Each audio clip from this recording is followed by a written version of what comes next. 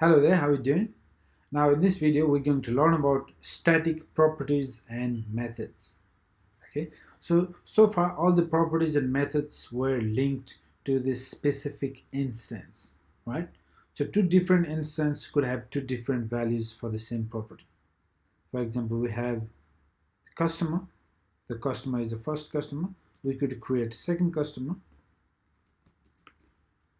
Let's call it second customer, and let's give it a name of Jen, and let's change this to Jen. Okay, so we still have the same class, right? This class has the ID, first name, last name, email. It's all same. However, every time we instantiate, based on the instantiation, we get different result, right? So we can say var_dump, and we can var_dump the second customer. Okay, let's give it a try. Okay, so the second customer we created with Jen, with the surname of Dingle and the email of Jen. So, and we still have the previous one. Okay, so we can create, class remains the same, properties remains the same, but based on the instantiation we get different result. But what if we want certain methods or properties linked to the class itself rather than to the object, right? So anytime, even if you instantiate certain properties, you want to stay linked to the class itself. So PHP allows us to have multiple properties and methods linked to the class itself rather than to the object, because so far what we have, these properties are just related to the object instances. As soon as you instantiate, they change. What if we want to have something static, right? So we're going to cover that here. Static properties and methods. So let's go to customer class, and let's say we want to have some kind of the ID system. Let's say last ID. Okay. So let's create a variable on top of property, and then we call it, we make it private static. Okay, so this is how we create a static property, a method. Okay, so you use static keyword. Okay, so let's say last ID, and let's set it to 0. Okay, so what I'm trying to do here is, when we instantiate this new customer, the ID is supplied, right? So what if the ID is not supplied? So in that case, what we can do is we can refer to the last ID and increment it. Okay, so every time a new customer is added and the ID is somehow not supplied, then we, based on the last ID, we increment by 1. Okay, so that's how we maintain the ID system. Before the first name, this ID thing, let's comment this out.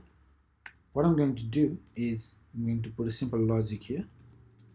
If this ID, the one that we're getting from arguments, okay, if that is null, then what I would like to do is I would like to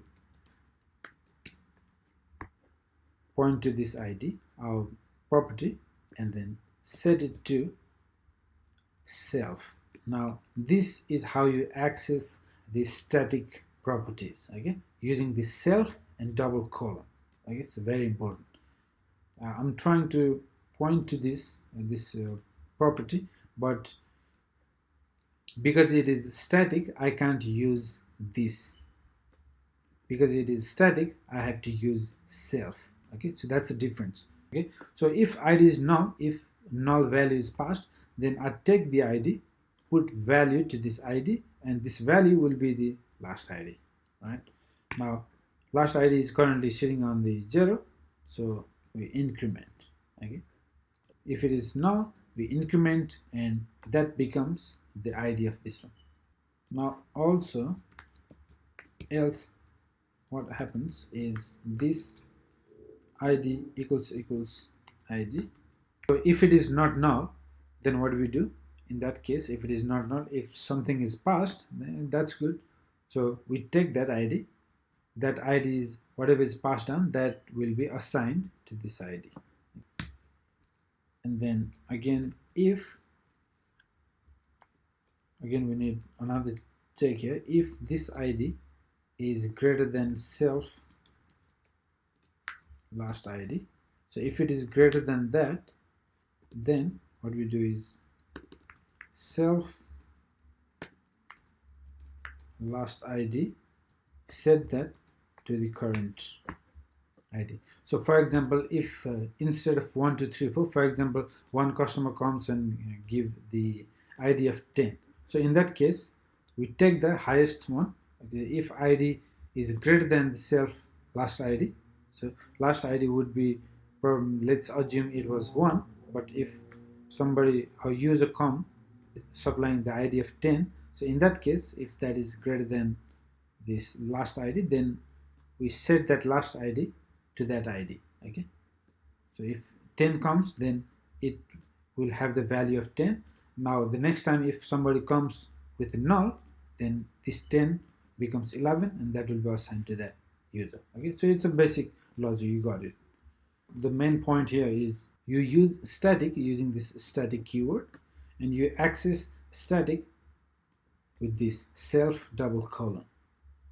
Okay, so to see this in action, why don't we create another accessor? Okay, so let's create another accessor. Because it is private, we can't access straight away. What we can do is we can make another function.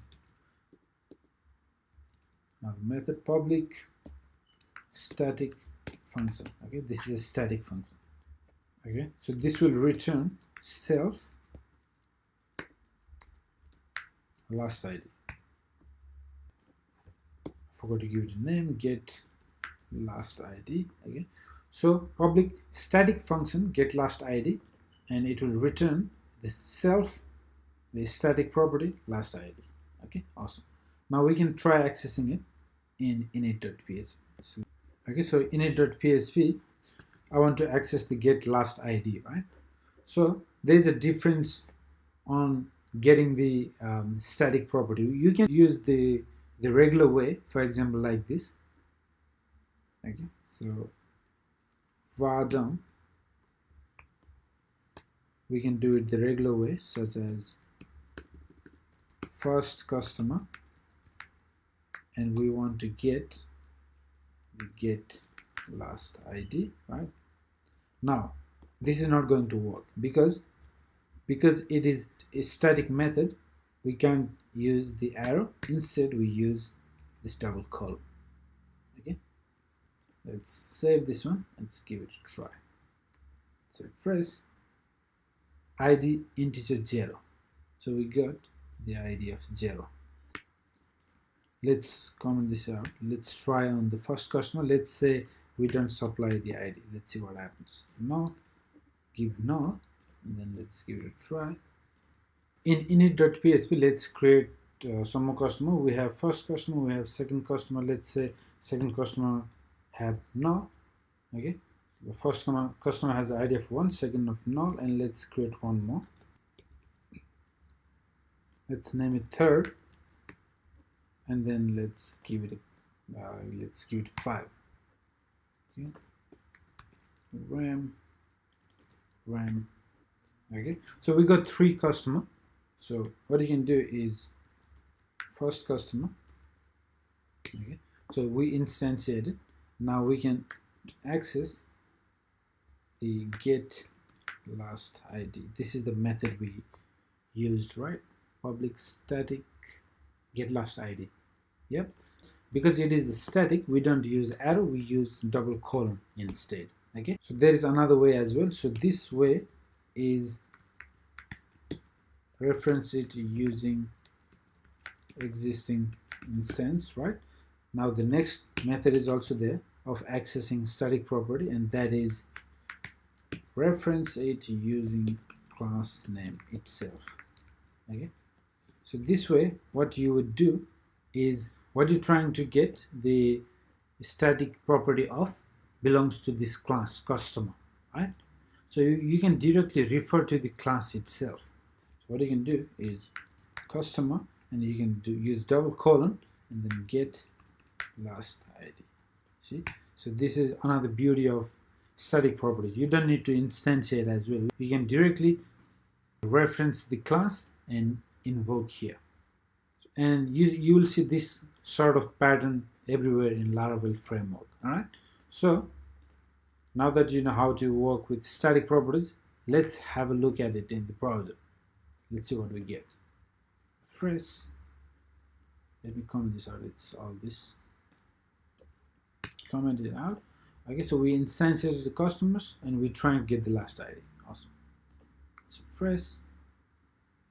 Okay, and we don't see anything. Okay, sorry, this one shouldn't be equal, this should be double equal, right? If it is equals to null, right, let's give it a try. Okay, so we see 5 8. So the last ID is set to 5. Why don't we comment this out as well? Why don't we comment this out? And let's see. Let's save it again. Let's see. And as you can see, 1. The last ID is 1, as well as the first customer's ID is 1. So give null. Okay. Let's leave null. Okay. Obviously, it increments. For example, let's say, let's try this one. Second customer. So the first one, let's say, let's give it 1, and then the second customer, let's give it null, and we should see 2, right? So let's see this one. So the first one is given the 1, so that's fine. Now the second one is not. It's not given anything, so it's given null. So that function should increment to based on the previous one. So it should have 2. Let's give it a try. Refresh, as you can see, it's 2. Okay, so that's how it works. The key here is you can create static properties and methods using this static keyword. Okay, and you access within the class using self : you can refer to the class itself without having to instantiate and all this stuff. You can even go directly. Okay, so this pattern you will see all the time in Laravel. For example, you can refer to the model and : you can use create method to create new instance and save to the database. Okay, so all that stuff, now that you know static properties, it will be easier when you work with frameworks like Laravel. All right, so this is it. I'll see you in the next video, and in the next video we're going to learn about namespaces. All right, see you in the next video. Thank you.